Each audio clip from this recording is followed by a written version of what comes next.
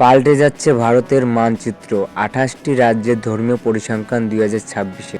ভারতের কোন রাজ্যে হিন্দুরা সংখ্যায় সবচেয়ে বেশি আর কোন রাজ্যে মুসলিম জনসংখ্যা দ্রুত বাড়ছে?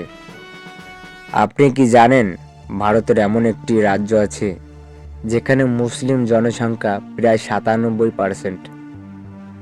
আজ আমরা কোনো রাজনীতি নয়, বরং একদম লেটেস্ট সরকারি তথ্য ও পরিসংখ্যান দিয়ে ভারতের ২৮টি রাজ্যের আসল ছবিটা আপনাদের সামনে তুলে ধরার চেষ্টা করব। ভিডিওটি শেষ পর্যন্ত দেখুন, কারণ শেষের তথ্যটি আপনাকে অবাক করে দেবে। ২০১১ সালের শেষ সেন্সাসের পর কেটে গেছে অনেকটা সময়। ভারতের জনসংখ্যা এখন প্রায় ১৪৭ কোটি। এর মধ্যে হিন্দু জনসংখ্যার হার এবং মুসলিম জনসংখ্যার হারের সমীকরণটা ঠিক কেমন, চলুন রাজ্যভিত্তিক দেখে নিই। প্রথমে আসা যাক ভারতের সবচেয়ে বড় রাজ্য উত্তরপ্রদেশ। এখানে হিন্দু জনসংখ্যা প্রায় ১৫,৯৩,০০,০০০। শতাংশের হিসেবে প্রায় ৭৯.৭% এবং মুসলিম জনসংখ্যা প্রায় ৩,৮৪,০০,০০০। শতাংশের দিকে গেলে ১৯.৩%। কিন্তু বন্ধুরা, নজর দিন পশ্চিমবঙ্গের দিকে।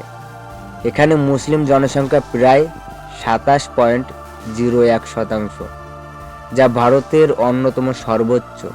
অন্যদিকে হিন্দুদের হার ৭০.৫৪%। আবার অসমের চিত্রটা দেখুন, সেখানে মুসলিম জনসংখ্যা প্রায় ৩৪.২% ছাড়িয়ে গেছে, যা নিয়ে বর্তমানে দেশ জুড়ে প্রচুর চর্চা হচ্ছে। সবচেয়ে বেশি হিন্দু শতাংশের রাজ্যগুলো হলো হিমাচল প্রদেশ, যেখানে ৯৫.১৭% হিন্দু, উড়িষ্যায় ৯৩.৬% হিন্দু, ছত্তিশগড়ে ৯৩.২৫% হিন্দু। আর মুসলিম জনসংখ্যার ঘনত্ব সবচেয়ে বেশি কোথায় জানেন? লাক্ষাদ্বীপ।